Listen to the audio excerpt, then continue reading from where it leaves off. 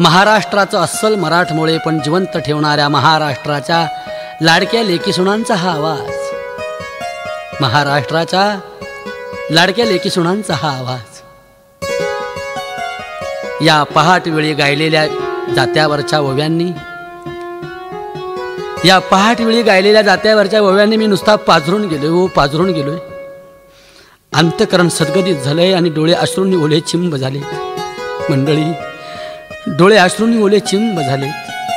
अहो, एक उदात्त अंतकरण म्हणजे आई, एक पवित्र जीवन म्हणजे आई, एक निर्मळ आयुष्य म्हणजे आई. अहो, आई म्हणजे जगा एवढं काळीज असलेलं मोठ्या मनाचा माणूस. हो, मोठ्या मनाचा माणूस. आई म्हणजे लाडक्या लेकरावर लाभाशिवाय प्रेम करणारा विश्वातील एकमेव माणूस, विश्वातील एकमेव माणूस. आपल्या एकुलत्या एक बाळाच्या अपराधांना क्षमा करणारा माणूस म्हणजे आई. हो, क्षमा करणारा माणूस. आणि म्हणूनच एक कवी म्हणतो, हे आई, हे आई, खरंच ग तुझे जगावर अनंत उपकार आहेत, जगावर अनंत उपकार आहेत. हे आई, थोर तुझे उपकार, थोर तुझे उपकार. आई,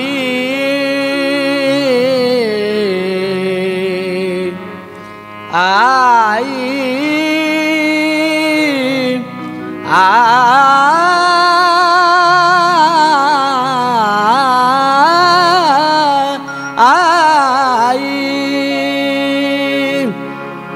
आई, थोर तुझे उपकार.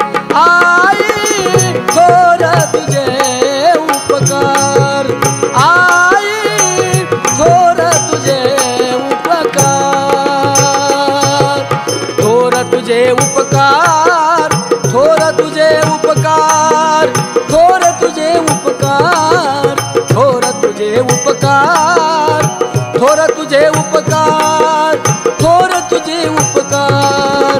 आई, थोर तुझे उपकार. आई, थोर तुझे उपकार. आई, थोर तुझे उपकार. आई, थोर तुझे उपकार. आई, थोर तुझे उपकार. आई, थोर तुझे उपकार. 9 महिन्याने 9 दिवसाने केले कृतार्थ जन्म देऊनी. 9 महिन्याने 9 दिवसांनी तो कवी म्हणतो, आई, 9 महिने 9 दिवस हा गोळा पोटामध्ये तू वाढवलास आणि मला कृतार्थ केलं, हे जग दाखवलंच गाई तू मला. केले कृतार्थ जन्म देऊनी. सोशिले दुःखाचे हे वार, सोशिले दुःखाचे हे वार. थोर तुझे उपकार. आई, थोर तुझे उपकार. आई, थोर तुझे उपकार. आई, थोर तुझे उपकार. आई, थोर तुझे उपकार. आई, थोर तुझे उपकार. असोनी माझा स्वभाव व्रात्य, तरी मी लाडके तिचे आपत्य, तरी मी लाडके तिचे आपत्य. आई, माझा स्वभाव व्रात्य होता, अतिशय हट्टी आई, अतिशय हट्टी स्वभाव माझा. तरी सुद्धा तुझं लाडकं आपत्य म्हणून तू मला सांभाळलंस नाही, आणि म्हणून तुझे खरे उपकार आहेत ग माझ्यावर. असोनी माझा स्वभाव व्रात्य, तरी मी लाडके तुझे आपत्य. देवोनी थोर मला संस्कार, देवोनी थोर मला संस्कार. आई, थोर तुझे उपकार.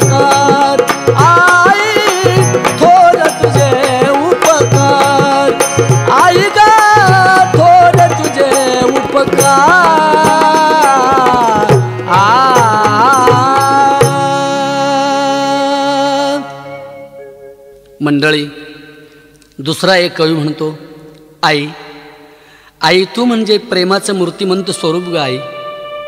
आई तू म्हणजे वात्सल्याचा सागर, वात्सल्याचा सागर, प्रेमाचं मूर्तिमंत स्वरूप, त्यागाचा पुतळा. पण तू माझ्या जीवनातून हरवलीस ग, तू माझ्या जीवनातून हरवलीस. काळाच्या पडद्याआड गेलीस ग आई, काळाच्या पडद्याआड गेलीस. कधीही न येण्याच्या गावाला गेलीस. आई आई आता तुला कोणत्या उपायानं शोधू ग आई, कोणत्या उपायानं शोधू, सांग नाही. हे प्रेमस्वरूप आई, वात्सल्य सिंधू आई, बोलाव तू जाता मी कोणत्या उपायी, मी कोणत्या उपायी.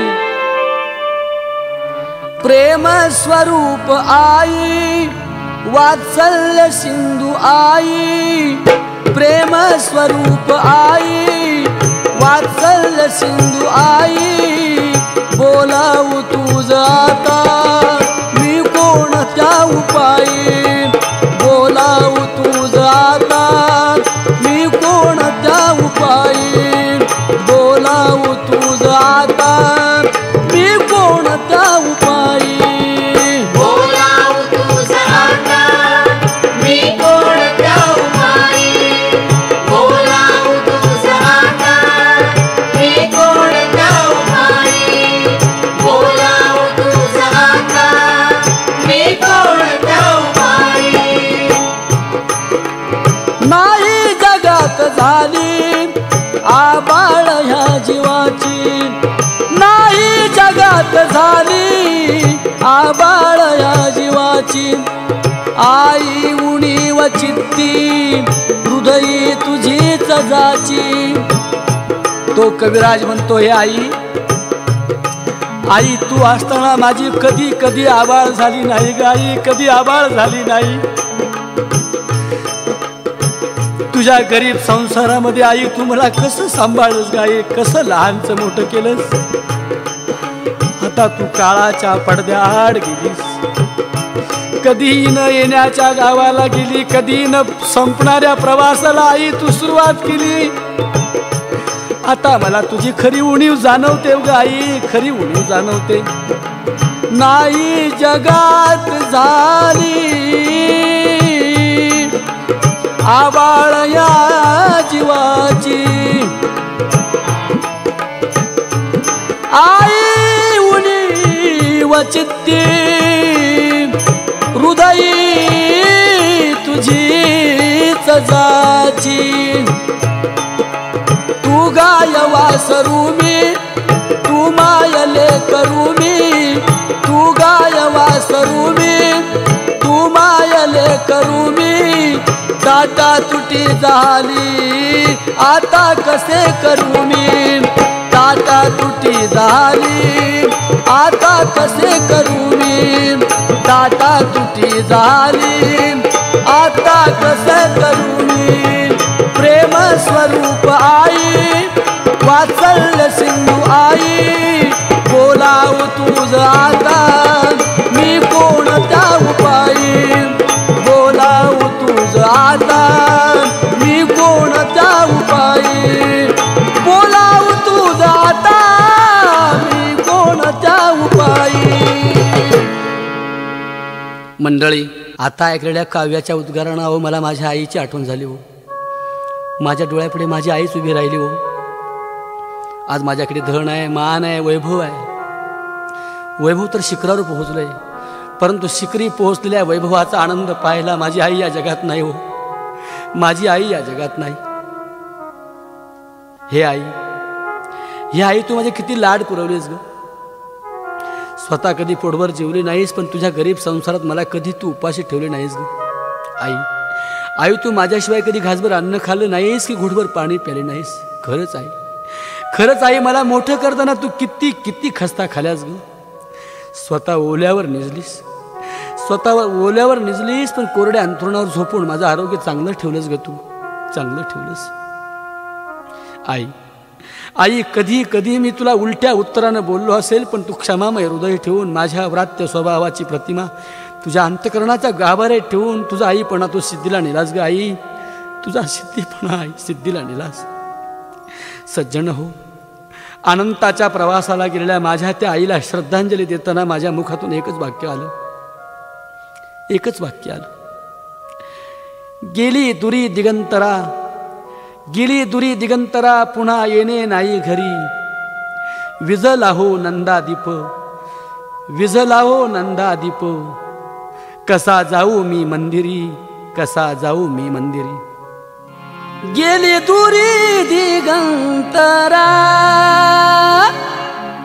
पुन्हा येणे नाही घरी.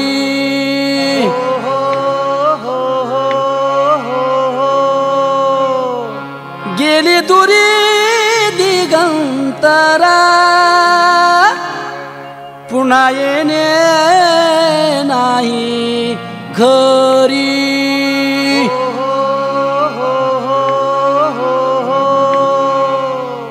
विझला हो नंदादीप, कसा जाऊ मी मंदिरी. विझला हो नंदादीप, कसू जाऊ मी मंदिरी. विझला हो नंदादीप, कसा जाऊ मी मंदिरी. विझला हो नंदादीप, कसा जाऊ मी मंदिरी. विझला हो नंदादीप, कसा जाऊ मी मंदिरी. विझला हो नंदादीप, कसा जाऊ मी मंदिरी. लाडकी माझी आई होती माझी ती कैवारी. लाडकी माझी आई होती माझी ती कैवारी. भोळी रखुमाई गेली झाली उदास पंढरी. भोळी रखुमाई गेली झाली उदास पंढरी. भोळी रखुमाई गेली झाली उदास पंढरी. श्रद्धांजली देता थरथरे माझी काया. श्रद्धांजली देता थरथरे माझी काया. राहू दे रे माझी आई मोक्षपदी देवराया. राहू दे रे माझी आई मोक्षपदी देवराया. राहू दे रे माझी आई मोक्षपदी देवराया. सज्जन श्रोते हो, बोलण्याचं इतका पंक्ती प्रपंच करण्याचे एकच कारण की सध्याची नवी पिढी पाश्चात्यांच्या अनुकरणाने एवढी धुंद होऊन गेली आहे, एवढी धुंद होऊन गेली आहे की जिने उभ्या आयुष्याची चाळण करून बाळाचं आयुष्य घडवलं. त्याच म्हाताऱ्या आईला म्हातारपणात तिचं लाडकं बाळ वृद्धाश्रमात पाठवायला निघाले. बायकोला म्हाताऱ्या आईचे अडगळ होते म्हणून आजचे दिवटे पुत्र म्हाताऱ्या आईला शिवीगाळ करून अपमानित करून वृद्धाश्रमात पाठवत आहेत. वृद्धाश्रमात पाठवत आहेत. तिच्या उपकाराची हे नवे लोक एवढीशी सुद्धा जाणीव ठेवायला तयार नाहीत. एवढीशी जाणीव ठेवायला तयार नाहीत. मंडळी, म्हाताऱ्या आईबापांची कावड खांद्यावर घेऊन काशीला निघालेल्या बाळ श्रावणाची कथा ऐकून गहिवरणाऱ्या या देशात म्हाताऱ्या आईबाबांची टिंगल टवाळे होते आहे. सख्या आईची पर्वा न करता सावत्र आई कैकईच्या वचन पूर्ततेसाठी 14 वर्षाकरता वनवासाला जाणाऱ्या श्रीरामाच्या कथा ऐकून गहिवरणाऱ्या या देशात म्हाताऱ्या आई वडिलांचा अपमान होतोय, टिंगल टवाळी होते, अवहेलना होते आणि त्यांना वृद्धाश्रमामध्ये पाठवलं जाते. याच्यासारखं दुसरं कोणतं दुर्दैव या देशाचं आहे? कोणतं दुर्दैव या देशाचं आहे? मंडळी, पांडुरंगाला पंढरीच्या विटेवर कोणी उभा केला? पुंडलिकानेच ना. त्या पुंडलिकाने कुठलं जप केलं होतं, कुठलं तप केलं होतं, कुठलं अनुष्ठान मांडलं होतं, कोणतं व्रत केलं होतं की कोणत्या तीर्थाला गेला होता? याच्या उलट तो पुंडलिक बायकोच्या सांगण्यावरून आईबापांच्या गळ्याला दोर बांधून बायकोला खांद्यावर घेऊन काशीला निघाला होता. कोणीतरी म्हणालंय, आई बापाच्या गळ्याला दोरी, आई बापाच्या गळ्याला दोरी, बाईल खांद्यावरी, पुंडलिक काशी यात्रा करी, पुंडलिक काशी यात्रा करी. आई बापाच्या गळ्याला दोरी, हो हो हो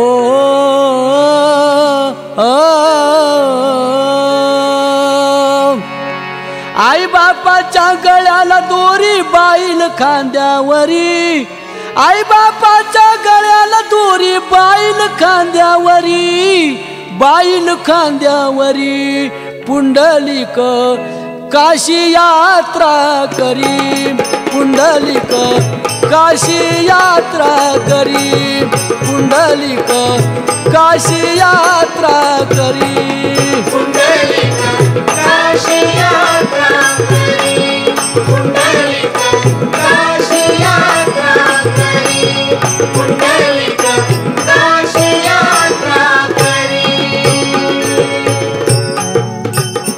बायकोला खांद्यावर घेऊन आई बाप्पाच्या गळ्याला दोरी बांधून पुंडलिक तीर्थयात्रेला निघाला. मंडळी, हा बाईल वेडा पुंडलिक बायकोला खांद्यावर घेऊन निघाला. आजही काय अशी पुंडलिकासारखी, त्या पुंडलिकासारखे आजही काही नव्या पिढीचे लोक बायकोचं ऐकतात. अगं माझ्या बायकोल सगळं तुझं ऐकू, अगं माझ्या बायले सगळं तुला वाहिलेन, तू माझी देवीन मी तुझा भोप्या. हे बायकोचे भोपे आई वडिलांचा अपमान करतात. तसंच त्या पुंडलिकाने आई बापाच्या गळ्याला दोर बांधला, बायकोला खांद्यावर घेतले आणि पुंडलिक तीर्थयात्रेला निघाला. पण परमभाग्याने त्याला रोहिदास चांभारांची ओळख झाली. रोहिदास चांभार भक्तीचे महान, हो भक्तीचे महान.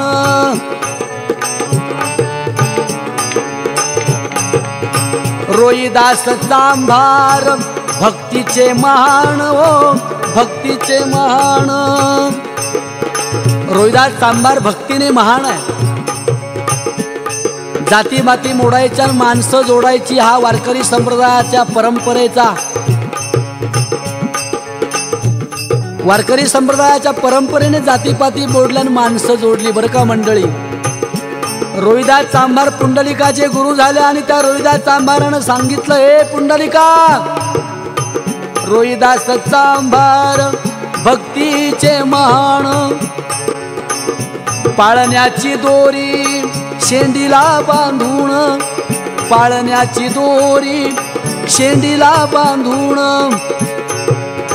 प्रत्येक टाक्याला, प्रत्येक टाक्याला विठ्ठल भक्ती करी, पुंडलिक काशी यात्रा करी, पुंडलिक काशी यात्रा करी, पुंडलिक काशी यात्रा करी, पुंडलिक काशी यात्रा करी, पुंडलिक काशी यात्रा करी, पुंडलिक काशी यात्रा करी. रोहिदास बाबा म्हणाले, हे पुंडलिका, अरे खरं तीर्थ तर आई आहे, खरं व्रत आई आहे, खरा देव आई आहे, खरा धर्म आई असताना आई बापाच्या गळ्याला दोर बांधून कोणतं तीर्थ तुला भेटेल चांडाळा. पुंडलिकाला उपदेश झाला, पुंडलिकाला उपदेश झाला, संत रोहिदास बोलू लागला, जातो कशाला तीर्थयात्रेला, जातो कशाला तीर्थयात्रेला, माय बाप पंढरी, माय बाप पंढरी, पुंडलिक काशी यात्रा करी, पुंडलिक काशी यात्रा करी, पुंडलिक काशी यात्रा करी. आई बापाच्या गळ्याला दोरी, बाईल खांद्यावरी, आई बापाच्या गळ्याला दोरी बाईल खांद्यावरी, बाईल खांद्यावरी, पुंडलिक काशी यात्रा करी, पुंडलिक काशी यात्रा करी, पुंडलिक काशी यात्रा करी. मंडळी, पुंडलिकाला रोहिदास चांभारांचा अनुग्रह झाला आणि त्याला आपल्या कृतकर्माचा पश्चाताप झाला आणि तो म्हणायला लागला, खरंच हो मंडळी, आई बापा प्रेम नाही, आई बापा प्रेम नाही, काशी गया पायी जाई, काशी गया पायी जाई. आई बापा प्रेम नाही, काशी गया पायी जाई, काशी गया पायी जाई, काशी गया पायी जाई. आई बाबा प्रेम नाही, काशी गया पायी जाई, काशी गया पायी जाई, काशी गया पायी जाई. तीर्थ काय रे करीला तुला नरकी नेईल, तीर्थ काय रे करीला तुला नरकी नेईल. आई बापाला फाशीवर देऊन, आई बापांचा अपमान करून, आई बापांच्यावर प्रेम न ठेवता तीर्थाला जाशील तर तुला काय तीर्थ करील रे, तुला नरकी नेईल नरकी. करी गोंधळ जागर घरी बायको जर्जर, करी गोंधळ जागर घरी बायको जर्जर. अंबिकेला हार तुरे, अंबिकेला हार तुरे, बहिणीला गुर गुरे, बहिणीला गुर गुरे. सांगे पुत्र कृष्णाजीचा, सांगे पुत्र कृष्णाजीचा. संग खोटा आयशियाचा, संग खोटा आयशियाचा. आई बापा प्रेम नाही, काशी गया पायी जाई, काशी गया पायी जाई, काशी गया पायी जाई, काशी गया पायी जाई, काशी गया पायी जाई. ज्ञानेश्वर माऊली सुद्धा म्हणतात, मंडळी, तुम्ही व्रते नियम न करावे, शरीराते न पिडावे, दुरी केही न वचावे, तीर्थाशिगा देवतांतरा न भजावे, हे सर्वता काही न करावे, परी स्वधर्म यज्ञी यजावे अनायासे. स्वधर्म म्हणजे कर्तव्य आणि तेच कर्तव्य आता पुंडलिकानं करायचं ठरवलंय. पुंडलिक सुद्धा म्हणतो, आई माझा देव, आई माझा धर्म, आई माझा देव, आई माझा धर्म, आई माझा देव, आई माझा धर्म, आई माझा देव, आई माझा धर्म. माझे सारे कर्म आईसाठी, आईसाठी, आईसाठी.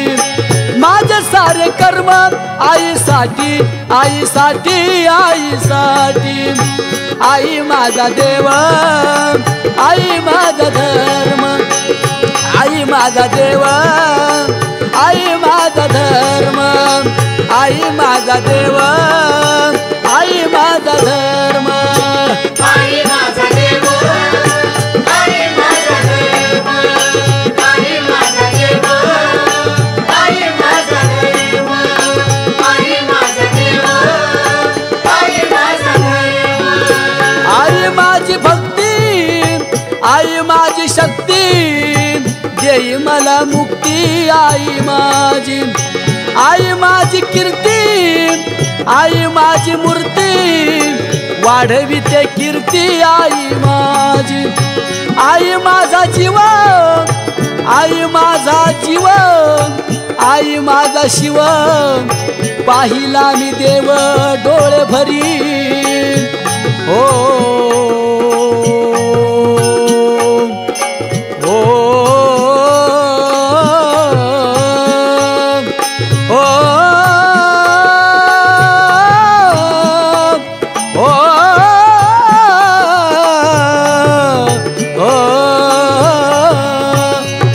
माझा देव, आई माझा धर्म, आई माझा देव, आई माझा धर्म, आई माझा देव, आई माझा धर्म, आई माझा देव, आई माझा धर्म, आई माझा देव.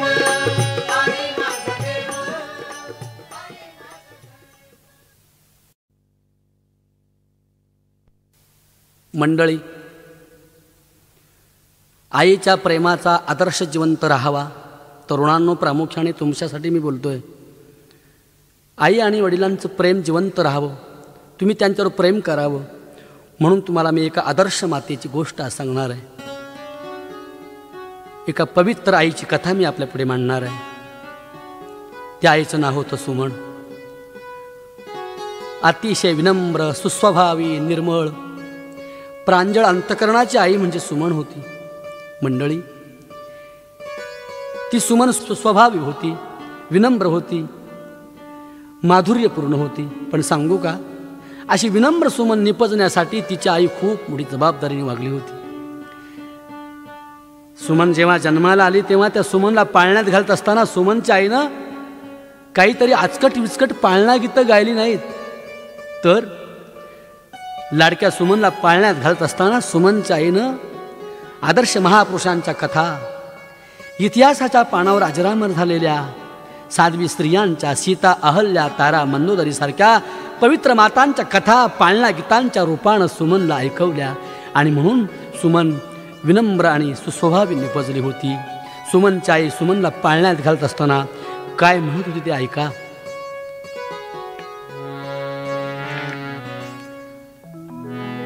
बाई पहिल्या ग माशी, बाई पहिल्या ग माशी, पहिल्या ग माशी, बाई पहिल्या ग माशी.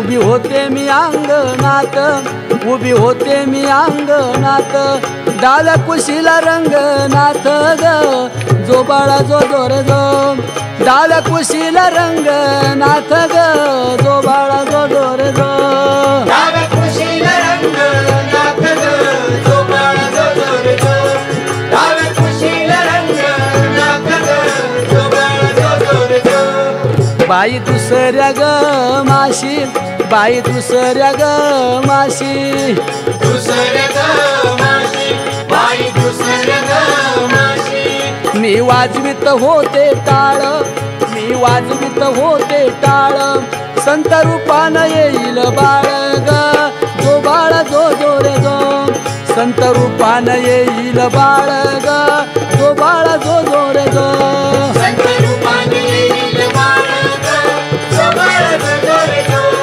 संत रूपाने येईल बाळ ग, जो बाळ जो जोर जो. बाई तिसऱ्या ग माशी, जीव होतो येऊल घाली, बाई तिसऱ्या ग माशी, जीव होतो येऊल घाली, तिसऱ्या ग माशी, जीव होतो येऊल घाली, बाई तिसऱ्या ग माशी, जीव होतो येऊल घाली. बाळ जाईल कार गेली ग, जो बाळ जो जोर ग, बाळ जाईल कार गेली ग, जो बाळ जो जोर ग, बाळ जाईल कार गेली ग, जो बाळ जो जोर ग, बाळ जाईल कार गेली ग, जो बाळ जो जोर ग. बाई चवत्या ग माशी, मी ध्यानात आणि ते हारी, बाई चवत्या ग माशी, मी ध्यानात आणि ते हारी, आले संकट काश्मीरावरी ग, जो बाळा जो जोर ग,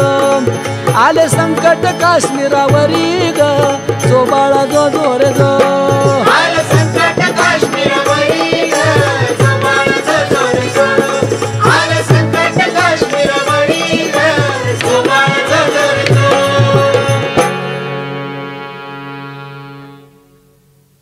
आणि म्हणून चंद्राच्या कलेप्रमाणे सुमन लहानची मोठी होऊ लागली. श्रीमंत घराण्यामध्ये जन्माला आलेली पाटलाच्या घरातली मुलगी सुमन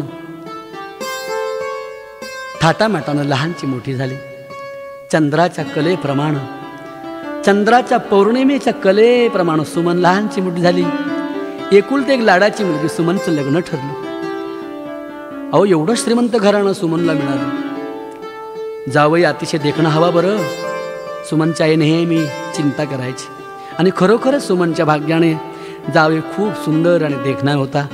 मोठं घराणं, हेही पाटलाचं घराणं आणि तेही पाटलाचं घराणं. सुमनचं लग्न ठरलं.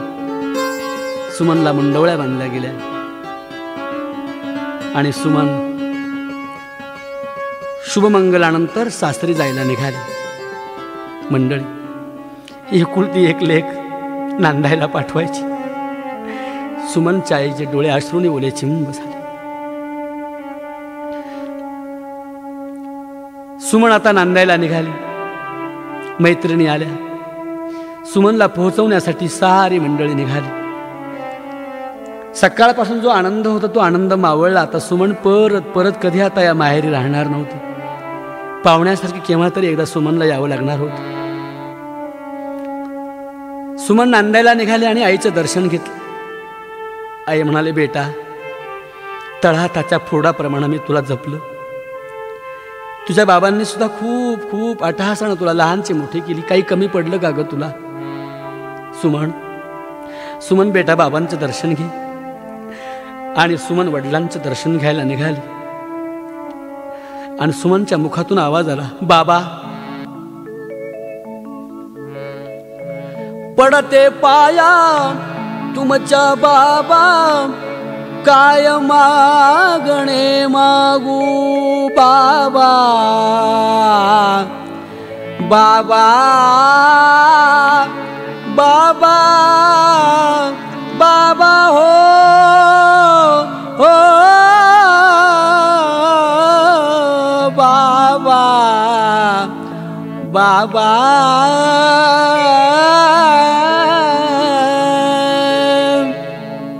पडते पाया तुमच्या बाबा, काय मागणे मागू. पडते पाया तुमच्या बाबा, काय मागणे मागू. तुम्ही मला आधार केवडा, कसे कुणाला सांगू. तुम्ही मुला आधार केवडा, कसे कुणाला सांगू.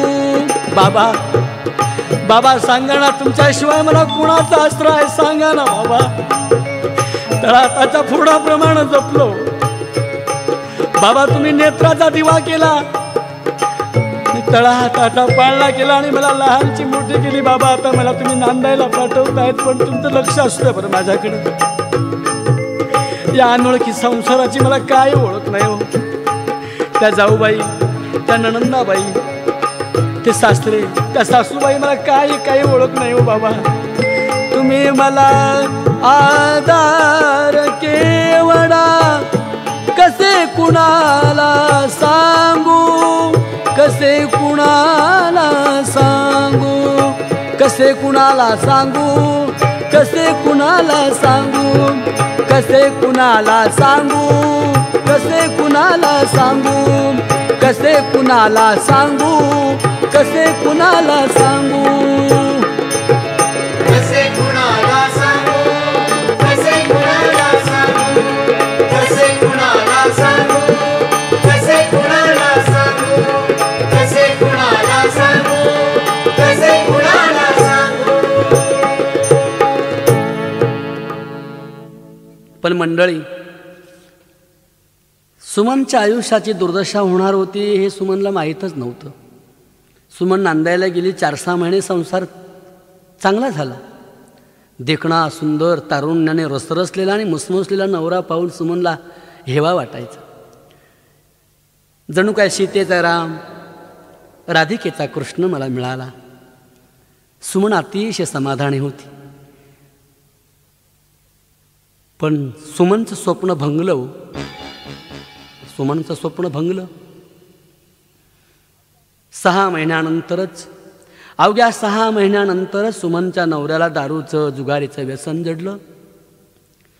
त्या जुगारीच्या, दारूच्या व्यसनामध्ये सुमनचा नवरा कंगाल बंगाल झाला, क्रूर झाला. देखणे, सुंदर, साध्वी, पतिव्रता सुमन 6 महिन्यानंतर सुमनच्या नवऱ्यानं सुमनला मारायला सुरुवात केली. सुमनचा नवरा बाहेर खाली बनला. दारू, गांजा, अफू, नाना प्रकारचे ड्रग्स, नाना प्रकारच्या व्यसनांना सुमनचा नवरा बळी पडला, आजारी पडला, खंगला भंगला. आणि सुमनचा नवरा एक दिवस सुमनची संगत सोडून कायमचा न संपणाऱ्या गावाला निघून गेला. सुमनच्या कपाळावरच्या लाल लाल भडक मळवटाची शोभा संपली. सुमन पांढऱ्या कपाळानं जगू लागली. सुमनला वैधव्य आलं. पण मंडळी, या कालावधीमध्ये, या 4-5 वर्षाच्या कालावधीमध्ये सुमनला सुशांता नावाचा एक सुंदर मुलगा झाला होता.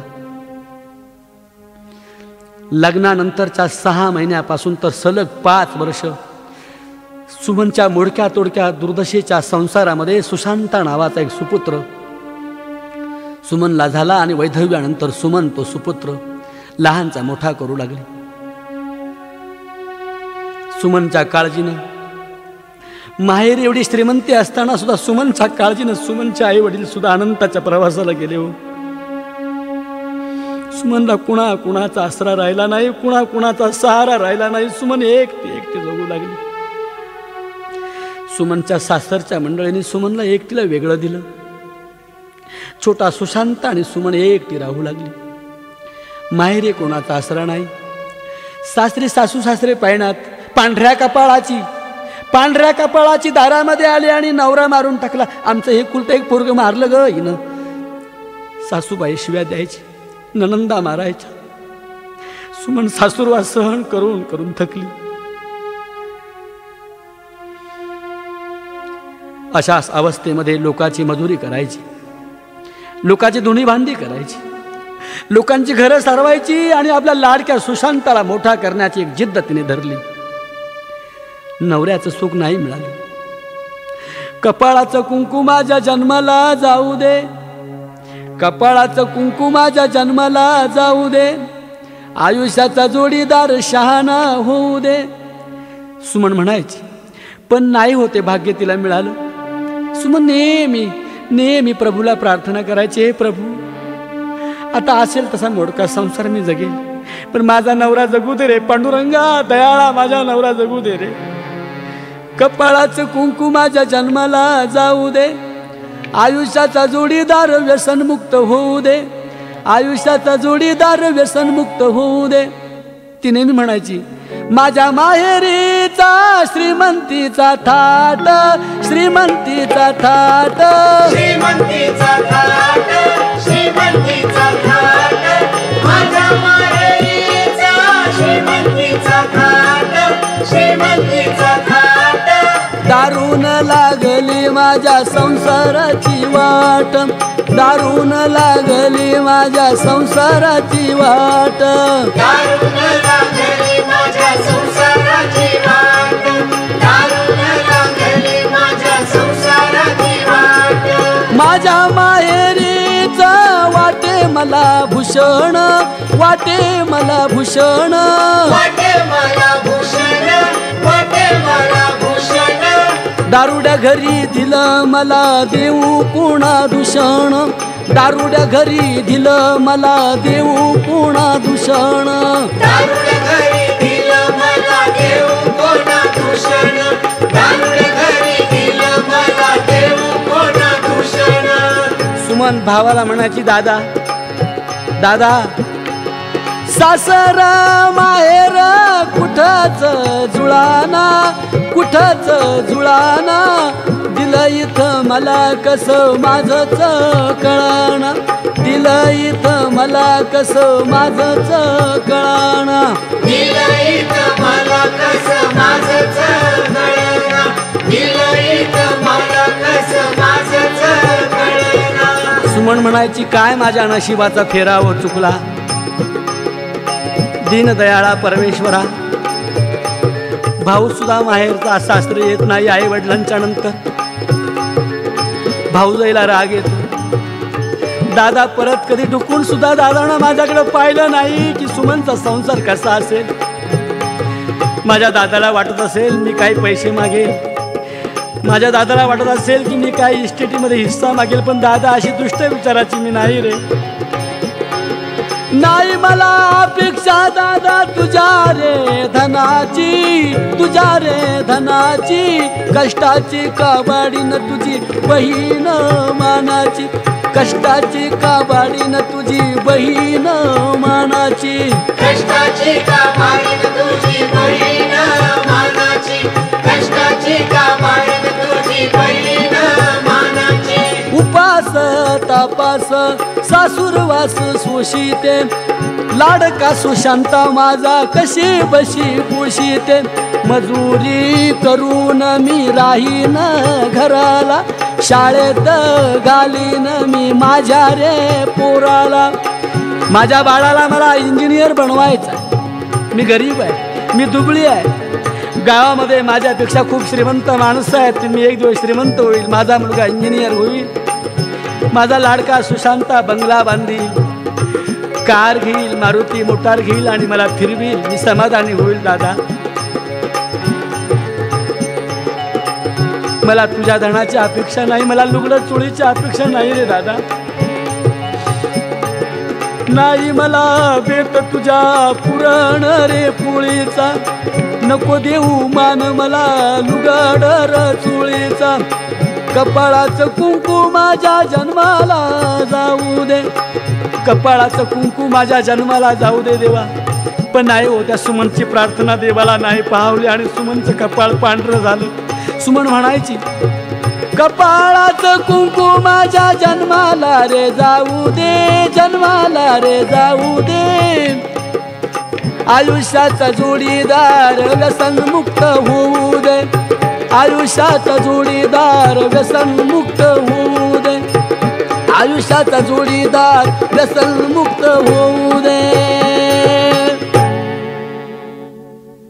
सुमनच्या नशिबी सौभाग्याचं भाग्य नव्हतं, पण सुमनचा मुलगा अतिशय हुशार होता. मंडळी, गावात श्रीमंतांची पोरं 10वीला 5-5 वेळा नापास झाली.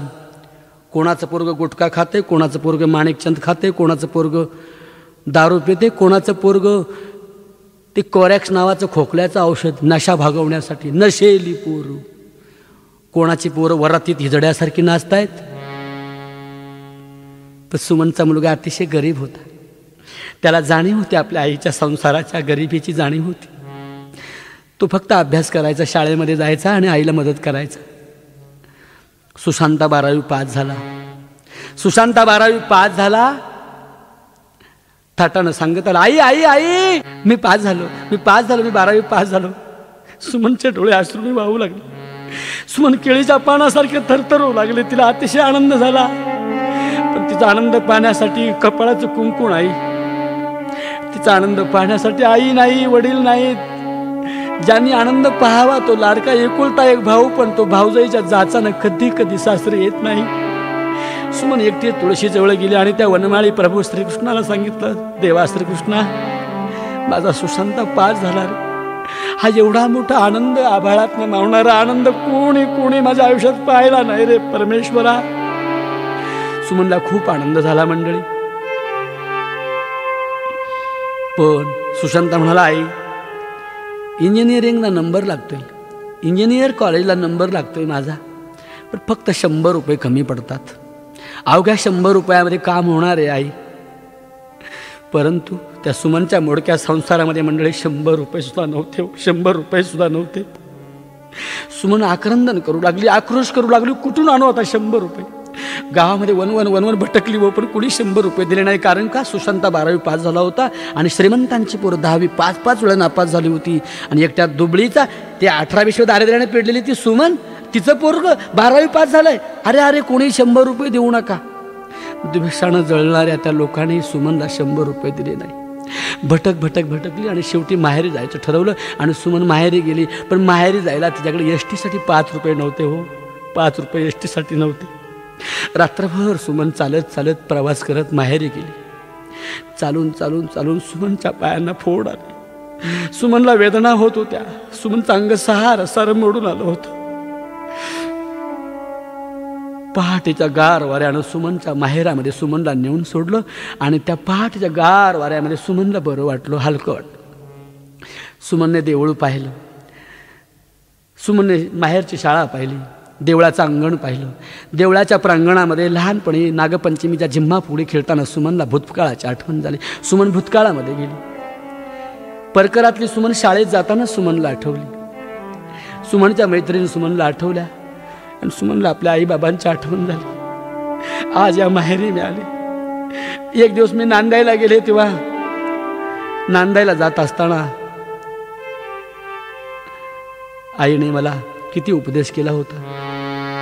आई म्हणाली होती, बाळा सुमन, तू नांदायला चाललीस ना, नांदायला चाललीस ना तू, मुली जाशील आता दिला घरी, बोल आईचे ठेवोनी अंतरी, जरा जपून वागावे सासरी, जरा जपून वागावे सासरी, जरा जपून वागावे सासरी, जरा जपून वागावे सासरी, जरा जपून वागावे सासरी, जरा जपून वागावे सासरी. सासू सासरे ननंदा जावा, दिरा भायांशी गोड असावा. सासू सासरे ननंदा जावा, दिरा भायांशी गोड असावा.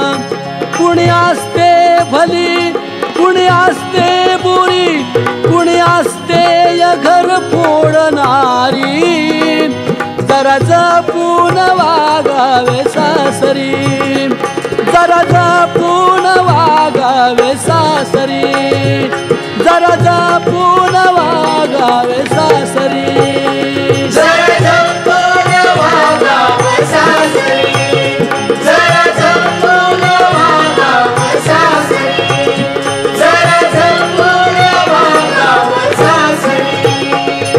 शील असतं हे काचेचं भांड, त्याला फोडाया टपकात गुंड.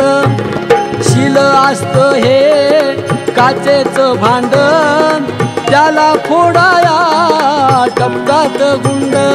पती परमेश्वरी नांद तू संसारी, पती परमेश्वरी नांद तू संसारी, गोड प्रेमाची खाओनी भाकरी, जरा जपून वागावे सासरी, जरा जपून वागावे सासरी, जरा जपून वागावे सासरी, जरा जपून वागावे सासरी, जरा जपून वागावे सासरी, जरा जपून वागावे सासरी. आई बाबांच्या आठवणीनं सुमन पाझरली. आई बाबा परत येणार नव्हते. सुमनने वहिनीला हाक मारली. वहिनी बाहेर आली नाही. 100 रुपयाची मागणी केली. 100 रुपयाऐवजी सुमनला 100 शिव्या मिळाल्या. दादानं याची दखल घेतली नाही. सुमनला वाईट वाटलं. मी लहान असताना माझ्या घरी एक आत्या होती, माझ्या आईची नणंद. पण काय नणंद भाऊजाईंचं प्रेम होतं. माझी आई जात्यावर बसल्यावर नणंद भाऊजाईंची गीतं गायची. माझी आई म्हणायची, नणंद भाऊजया ग, एका पायानं चालती ग, पायातल्या जोड्या जशा चिमण्या बोलती, चिमण्या बोलती जशा चिमण्या बोलती. नणंद भाऊजया सोनार वाड्या जाऊ, कुंकाच्या करंड्याला मोत्याच्या जाळ्या लावू. नणंद भाऊजया ग, कासार वाड्या गेल्या ग, आहे वाच्या नारी मोत्याचा चुडालेल्या. माझ्या ग कुंकवाची नंदला माझ्या गोडी ग लाडकी नंदबाई मेनाच्या वड्या धाडी ननंद भाऊजया मी तो आरशात पाहिल्या पाडून लांब भांग दोघी गालात हासल्या ननंद भाऊजया दोघी सभेत बोलल्या सभेत बोलल्या दोघी सभेत बोलल्या डोई भरून पदर जशा नागिनी डोलल्या नागिनी डोलल्या जशा नागिनी डोलल्या अशी लहानपणी सुमननी गाणी ऐकलेली आज परत तिला आठवण झाली पण काय फायदा नव्हता नव्या पिढीतल्या भाऊजया आणि नणंदाचं प्रेम नाही बस एवढीच खंत करत सुमन माहेरून सासरी गेली कोण्या तरी सावकाराकडून 100 रुपये काढले हाडाची काढ होईपर्यंत सुमन थकली दमली त्या सावकाराकडे काम करून रक्ताचं पाणी करून तिने त्या सावकाराचे 100 रुपये फेडले आपल्या लाडक्या लेकाला सुशांताला इंजिनियर केला सुशांता इंजिनियर झाला आणि परदेशात गेला पण दुर्दैव सुमनचं दुर्दैव संपलंच नाही परदेशामध्ये गेला आणि तिकडंच त्याने एका ख्रिस्त पुरुषी विवाह केला प्रेमविवाह केला आणि आईला एक तोकडं अर्थ नसलेलं पत्र पाठवलं आई मी आता काही परत गावाला येत नाही दुर्दैवानं मी इकडे विवाहबद्ध झालो आणि इकडेच राहतो सुमनच्या साऱ्या स्वप्नांचा चुरगळा झाला होता सुमनचं काही कष्ट संपले नव्हते सुमनची मजुरी संपली नव्हती आता जगत होती ती सुमन स्वतःच्या ईदभर पोटासाठी सुमन आता म्हातारी झाली होती केस पिकले होते अंगावर सुरकुत्या पडल्या होत्या आणि एक दिवस सुशांतचं परत पत्र आलं आई मला या श्रीमंत गर्विष्ठ वातावरणामध्ये कंटाळा आलाय मी तुझ्या सुनेला घेऊन परत येतोय आई मी परत येतोय सुमनला अतिशय आनंद झाला 12:30च्या विमानानं सुशांत येणार होता कोणाकडून तरी 10 रुपये उसने घेतले 2 पुष्पगुच्छ 2 पुष्पहार घेतले आणि सुमन विमानतळावर गेली 12:30चा घंटा झाला सुमनच्या उरात धडधड झाली आता माझा लाडका लेक येतो 5-6 वर्षानंतर सुमन पाहणार होते आपल्या बाळाला पण सुमनचं बाळ येण्याऐवजी 12:30च्या विमानाला ॲक्सिडेंट झाला अपघात झाला सुमनच्या लाडक्या सुशांताचं प्रेत विमानतळावर आलेलं सुमनने पाहिलं आणि सुमनच्या स्वप्नांचा चुरगळा झाला सुमनच्या भावना सार सुमन उन्मळून पडली सुमन उन्मळून पडली काय मिळवलं होतं सुमनने एवढ्या श्रमानं एवढ्या कष्टानं लाडक्या लेकाला इंजिनियर करून परदेशामध्ये पाठवलं आणि शेवटी सुशांताचं प्रेत पाहून सुमन बेशुद्ध झाली सुमनला वेळ लागला सुमन 11 वर्ष जगली सुशांताच्या मृत्यूनंतर सुमन 11 वर्ष जगली सुमनला वेळात झटके यायचे सुमन कोणीतरी पोराला कवटाळायची माझा सुशांता म्हणून ओरडायची वेडी आली रे असा आवाज व्हायचा एकेकाळी सुमनचा आदर करणारी माणसं सुमनची आता भीती बाळगायला लागली सुमन वेडाने झपाटली कुठेतरी कुत्री पडतात जनावर पडतात अशा पडगळीत आडगळीमध्ये सुमन रात्रभर झोपायची सुमन वेडी झाली होती मंडळी परंतु तिचा एक हट्ट होता एक नियम होता सलग 11 वर्ष सुमन मृत्यू मुखामध्ये जाईपर्यंत सुमन 11 वर्ष रोज आडगळीमध्ये उकिरड्यामध्ये पडलेले शिळे उष्टे हार गुच्छ घ्यायची आणि विमानतळावर जायची 12:30 वाजता मुलाची वाट पाहायची आणि विमानामध्ये जायची चेंगराचेंगरी व्हायची सुमनला लोक मारायचे रक्ताबंबाळ व्हायची परंतु दुसऱ्या दिवशी परत सुमन आपल्या लाडक्या लेकाच्या स्वागताला जायची मंडळी मला एकच सांगायचं सुमन आता वेडी झालेली आहे परंतु सुमनमधली आई वेडी झाली नाही सुमनमध्ये आई वेडी झाली नाही मंडळी आई कधी वेडी होत नाही आई कधी वेडी होत नाही म्हणून तुम्हाला एकच विनंती आहे एखादं तीर्थ कमी करा एखाद्या देवाला कमी जा ब्राह्मणांना भोजन घालायला हवं परंतु ब्राह्मणांचं भोजन तुमच्या वाचून आडलं नाही पण तुमच्या वाचून आडलंय ते तुमच्या आईबाबांचं आडलंय त्यांच्यावर प्रेम करा त्यांच्यावर दया करा आणि म्हातारपणामध्ये वृद्धाश्रमामध्ये पाठवण्याऐवजी अनाथाश्रमामध्ये पाठवण्याऐवजी आई वडिलांना देवाऱ्यातल्या देवासारखं सांभाळा यासाठी एवढा पंक्ती प्रपंच मी केला आपण ऐकाल माझा लाडका शिष्य माझा लाडका कार्यकर्ता, अंधश्रद्धा निर्मूलन व्यसनमुक्ती चळवळीचा माझा लाडका कार्यकर्ता, त्याची खूप इच्छा होती आई नावाची कॅसेट काढावी, परंतु तो आज या जगामध्ये नाही. तोही त्याचं अकाली निधन झालं. म्हणून तो माझा लाडका सोनू उर्फ श्रेयस बापूसाहेब हासे यांच्या पवित्र स्मृतीला वंदन करून त्यालाच ही कॅसेट समर्पण करतो. आणि आपण सर्व मंडळींनी आईवडिलांच्यावर प्रेम कराल अशा प्रकारची प्रार्थना करतो. आणि याच ठिकाणी मी आपणा सर्वांना नमस्कार करतो आणि थांबतो.